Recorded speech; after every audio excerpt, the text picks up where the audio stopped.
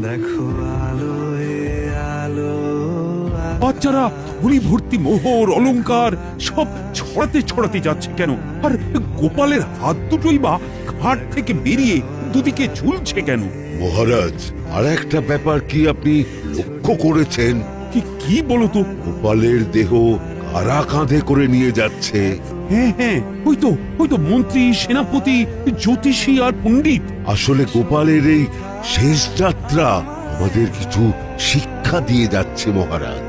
এই যে দেখুন, যারা গোপালকে সহ্য করতে পারত না, এখন তাদেরই কাঁধে গোপাল যাচ্ছে।